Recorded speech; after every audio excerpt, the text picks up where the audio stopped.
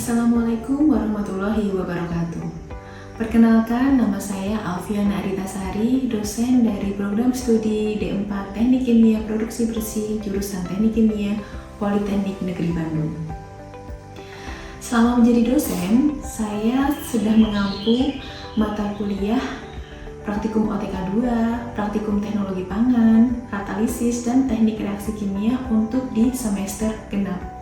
Dan untuk di semester ganjil, saya telah mengampu beberapa mata kuliah, yaitu mata kuliah praktikum OTK 1, praktikum bioproses, kemudian bioproses teori, dan praktikum teknik perawatan maupun pengantar ilmu lingkungan untuk di semester ganjil ini. Nah, pada kesempatan ini, saya akan menjelaskan mengenai praktikum operasi teknik kimia 2, di mana mata kuliah ini bertujuan untuk memberikan mahasiswa kemampuan untuk mengoperasikan peralatan industri di bidang teknik kimia. Mata kuliah ini bisa diambil pada semester 4 untuk program studi Diploma 4 Teknik Kimia Produksi Bersih di Politeknik Negeri Bandung. Bekal yang akan dicapai oleh mahasiswa atau yang akan diperoleh oleh mahasiswa setelah mengikuti praktikum ini adalah berupa keterampilan mengoperasikan alat di laboratorium teknik kimia. Praktikum OTK 2 ini merupakan bentuk pendalaman fenomena fisik dari konsep yang diperoleh pada perkuliahan teori operasi teknik kimia 2. Prasyarat pada mata kuliah operasi teknik kimia 2 praktikum ini yaitu mahasiswa telah mengambil dan lulus pada mata kuliah sebelumnya, antara lain mata kuliah matematika terapan, fisika terapan, asas rekayasa proses, kimia fisik, neraca massa, termodinamika, dan K3LL. Perkuliahan praktikum OTK 2 ini dilaksanakan dengan mempelajari terlebih dahulu konsep teori, prosedur pelaksanaan praktikum, serta keselamatan kerja dari praktikum. Mata kuliah ini mempunyai bobot 2 SKS. Nah, pada mata kuliah ini ada 3 aspek yang perlu diperhatikan, yaitu delivery, interaction, dan assessment. Di mana untuk aspek delivery meliputi penjelasan operasional peralatan secara daring maupun luring oleh dosen pengampu masing-masing modul, dan pemberian job sheet kepada mahasiswa yang dapat digunakan untuk mengoperasikan peralatan dan penyusunan laporan. Yang kedua adalah aspek interaction, di mana pada aspek ini akan dilakukan dengan cara melakukan tes awal secara lisan maupun tertulis, dan penjelasan mengenai teknis pelaksanaan praktikum dan diskusi dengan mahasiswa jika ada hal-hal yang belum dimengerti oleh mahasiswa. Kemudian, aspek terakhir yaitu assessment. Pada mata kuliah praktikum OTK 2 ini, assessment dilakukan dengan cara mahasiswa menyampaikan laporan singkat yang berisi mengenai data hasil praktikum yang diperoleh kemudian akan digunakan untuk menyusun laporan akhir. Dan pada akhir semester akan dilakukan ujian praktek sebagai bentuk assessment untuk mata kuliah ini, di mana ujian praktek ini bertujuan untuk mengetahui keterampilan mahasiswa dalam mengoperasikan alat serta mengambil keputusan jika ada permasalahan. Kemampuan yang diharapkan pada mata kuliah praktikum OTK 2 ini yang pertama, mahasiswa mampu menguasai konsep teoritis sains alam, aplikasi matematika rekayasa yang berupa prinsip-prinsip rekayasa engineering, dan sains rekayasa untuk mengaplikasikan pada sistem pemproses dan peralatan yang diperlukan untuk mengubah bahan baku menjadi produk yang bernilai tambah. Kemudian yang kedua, mahasiswa menguasai pengetahuan tentang budaya kerja dengan mengutamakan keselamatan, kesehatan kerja, dan lingkungan secara mandiri maupun berkelompok, serta kode etik dan standar kerja. Yang ketiga, mahasiswa menguasai teknis pelaksanaan praktikum dan gambaran umum substansi praktikum. Kemudian yang keempat, mahasiswa mampu mengoperasikan alat di laboratorium teknik kimia sesuai dengan SOP atau standar operasional prosedur. Yang kelima, mahasiswa mampu mengolah data pengukuran dan melakukan analisa terhadap hasil yang diperoleh. Kemudian yang keenam, mahasiswa mampu menyusun laporan tentang hasil dan proses kerja dengan akurat dan sahih, dan mahasiswa mampu mengkomunikasikannya secara efektif kepada pihak lain yang membutuhkannya. Kemudian yang terakhir, mahasiswa diharapkan mampu bekerja sama dan berkomunikasi dalam pekerjaannya. Materi pembelajaran pada mata kuliah praktikum OTK 2 ini ada 4 modul. Yang pertama ada modul trade drying, kemudian freeze drying, di mana pada kedua modul tersebut akan mempelajari tentang perpindahan massa dan panas secara simultan. Kemudian ada modul cell and tube heat exchanger dan plate heat exchanger untuk mempelajari perpindahan panas pada peralatan penukar panas. Kemudian ada modul mixing untuk mempelajari tentang pencampuran. Kemudian ada plug flow reaktor untuk mempelajari karakteristik dari plug flow reaktor. Kemudian ada modul fluidisasi dan fluidized bed column. Semua materi tersebut akan dilaksanakan selama 14 minggu dalam satu semester. Sistem pembelajaran pada mata kuliah praktikum OTK 2 ini ada beberapa tahapan. Yang pertama, mahasiswa akan memperoleh pengarahan terlebih dahulu di awal praktikum atau di awal semester oleh kepala laboratorium mengenai praktikum yang akan dilakukan. Selanjutnya, mahasiswa akan memperoleh briefing modul yang akan dilakukan oleh pengampu masing-masing setiap modul. Briefing modul bisa dilakukan secara daring maupun luring sesuai dengan kesepakatan pengampu dan mahasiswa. Selanjutnya adalah kegiatan praktikum, di mana kegiatan itu adalah menitik beratkan untuk mengetahui kemampuan mahasiswa dalam mengoperasikan alat, mengambil data sesuai prosedur, dan mengolah data, serta menganalisis data hasil praktikum yang akan dituangkan dalam laporan tertulis, lengkap, dan bisa dipertanggungjawabkan. Metode pembelajaran yang digunakan pada mata kuliah praktikum OTK 2 ini adalah dilakukan secara project-based learning dan secara luring di laboratorium. Mahasiswa diberikan job sheet sesuai modul yang akan dilakukan, kemudian diberikan kondisi operasi yang akan digunakan untuk mengoperasikan suatu alat sesuai dengan modulnya oleh dosen pengampu masing-masing. Kemudian mahasiswa juga dapat mengakses video praktikum maupun modul praktikum pada e-learning yang telah disediakan. Selanjutnya, untuk kegiatan praktikum, mahasiswa diawasi oleh dosen pengampu modul. Dan jika semua kegiatan sudah dilakukan, briefing, praktikum, dan data praktikum sudah diperoleh, maka kegiatan terakhir adalah pelaporan, di mana mahasiswa melaporkan hasil praktikum yang telah dilakukan secara singkat. Jadi laporannya berupa laporan singkat, kemudian setelah disetujui oleh dosen pembimbing akan dilanjutkan dalam pembuatan laporan lengkap secara tertulis dimulai dari latar belakang hingga pembahasan dan kesimpulan. Waktu pengumpulan laporan kurang lebih 1 minggu dari hari praktikum. Komponen penilaian yang digunakan dalam mata kuliah praktikum OTK 2 ini ada 2 komponen penilaian, yaitu penilaian harian dan ujian praktek. Untuk penilaian harian dengan bobot 70% berisi tes awal 20%, penilaian praktikum untuk keterampilan dan kelengkapan APD dengan bobot 40%, dan laporan praktikum 40%. Kemudian ujian praktek sebesar 30% untuk mengetahui kemampuan mahasiswa secara konseptual dan keterampilan.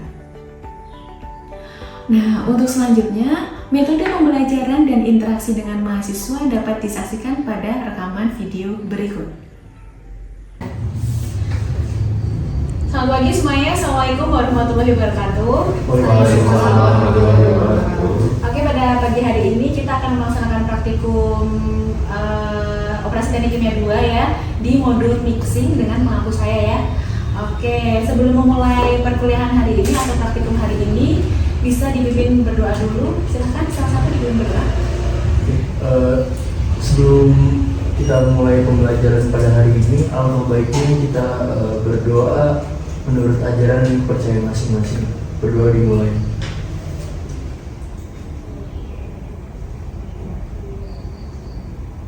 Berdoa dicukupkan. Oke, terima kasih Zaid. Sebelum kita mulai briefing modul mixing ya, sebelumnya saya akan absen dulu hari ini untuk kelompok 5 ya. Tia Adilia hadir, Muhammad Hairul Hadir. Nur Prima hadir, dan Zaidun Hadir. Oke, terima kasih. Oke, jadi hari ini kita akan praktikum di modul mixing.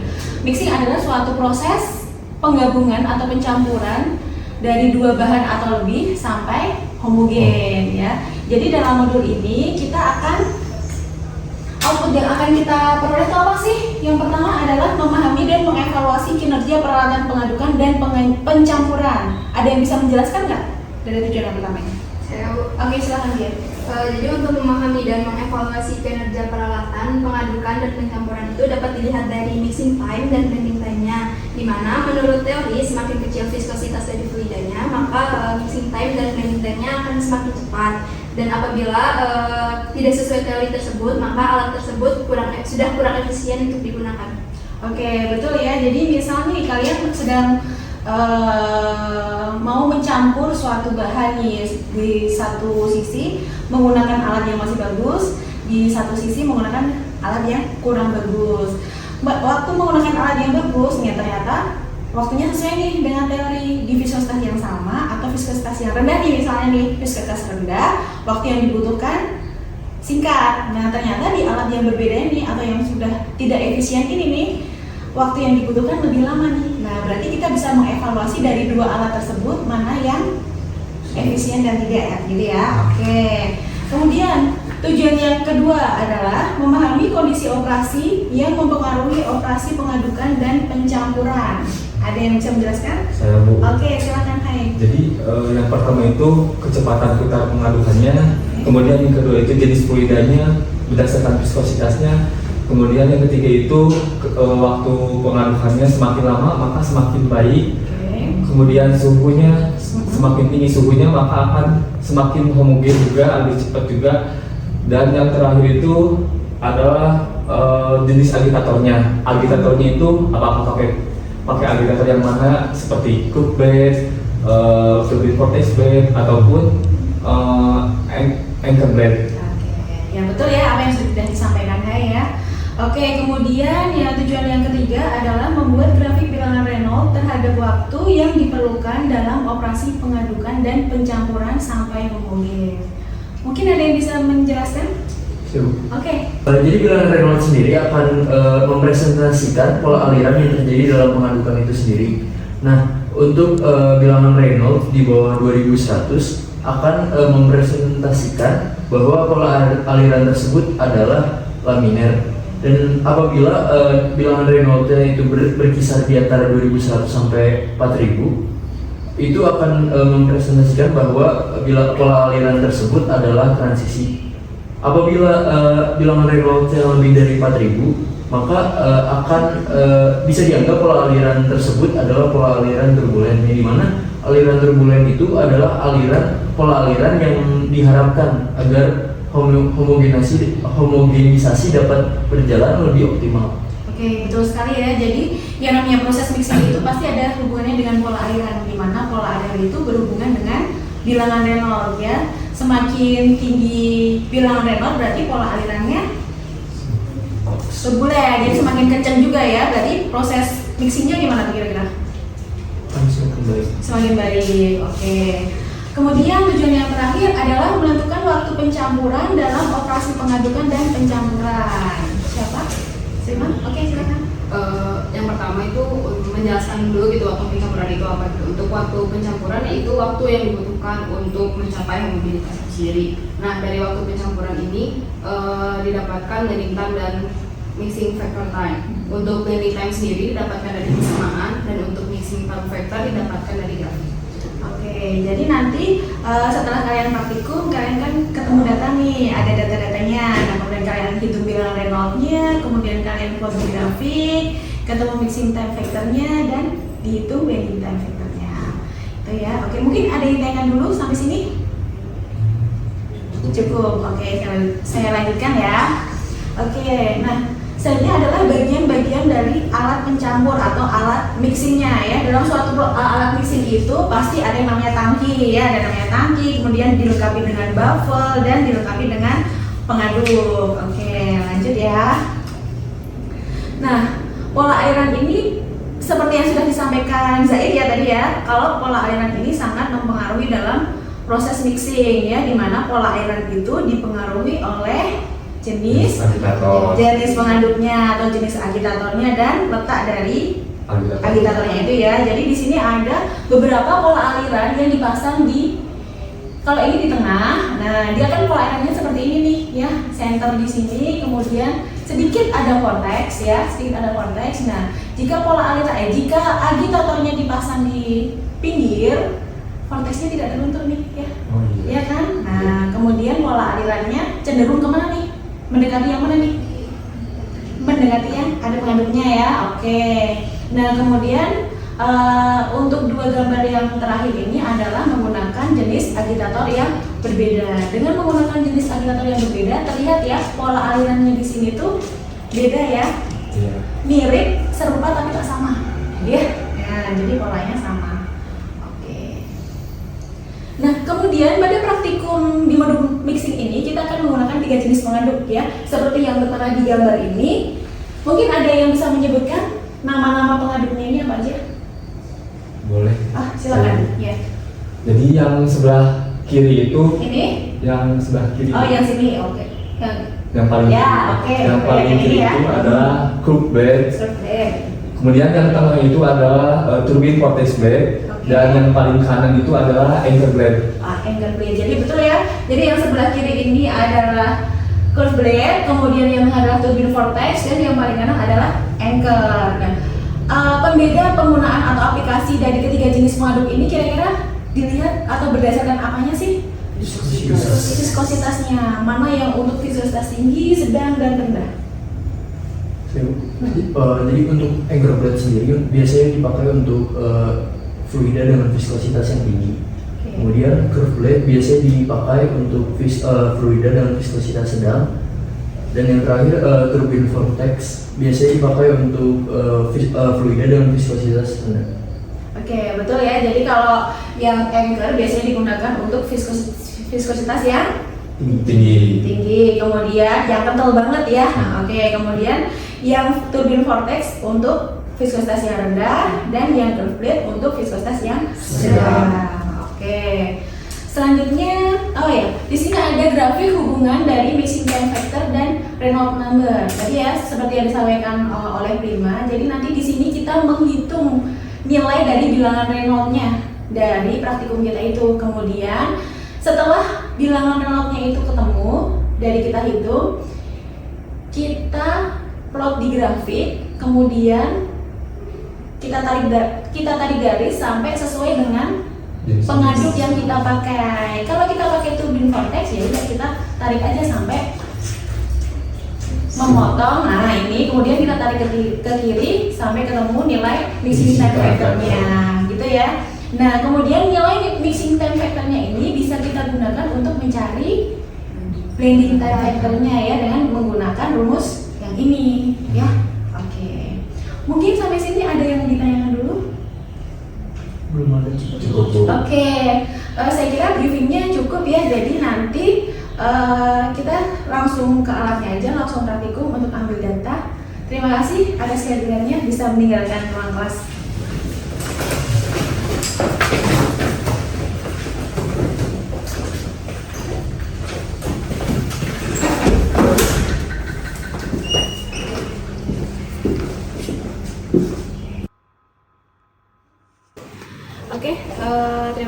teman-teman. Jadi hari ini kita akan praktikum modul mixing ya.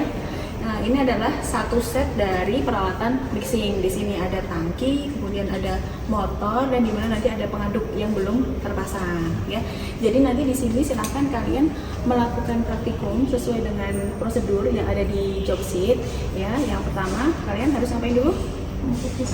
Mengukur viskositas. Kemudian yang kedua, menentukan pola aliran, menentukan pola aliran. Kemudian yang ketiga, menentukan jenis impeller yang akan digunakan. oke, menentukan jenis impeller yang akan digunakan dengan melihat dari pola aliran ya. Kemudian yang selanjutnya, yang terakhir, pencampuran ya, proses mixingnya ya menggunakan pewarna makanan. Oke, jadi nanti saat proses pencampuran silahkan dilakukan secara 3 kali ya, tiga kali dengan variasi kecepatan ya. Jadi nanti 1 putaran, 2 putaran, dan 3 putaran. Kemudian untuk pola alirannya nanti silahkan digunakan dengan 3 jenis pengaduknya, dipakai semuanya. Kemudian kalian videokan ya dari atas maupun dari samping, jadi kelihatan tuh tampak atas dan tampak sampingnya seperti apa. Jadi pola aliran setiap jenis pengaduk itu terlihat perbedaannya seperti apa. Kemudian setelah itu pilih jenis pengaduk yang menurut kalian paling optimal atau paling efisien untuk digunakan dalam proses mixing ini. Nah, nanti kalian mulai proses mixingnya. Setelah didapat waktu pencampurannya, silakan kalian hitung bilangan Reynolds-nya, kemudian plot di grafik, kemudian cari mixing time-nya dan blending time-nya. Di akhir praktikum ini, silahkan nanti kalian menyampaikan hasil dari praktikum kalian hari ini untuk kita diskusikan bersama-sama untuk menjadi bahan kalian menulis laporan lengkap dari praktikum ini. Begitu ya?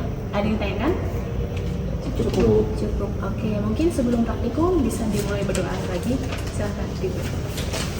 Oke, sebelum kita mulai praktikum pada hari ini, alangkah baiknya kita berdoa atas kepercayaan dan ajaran masing-masing. Berdoa dimulai.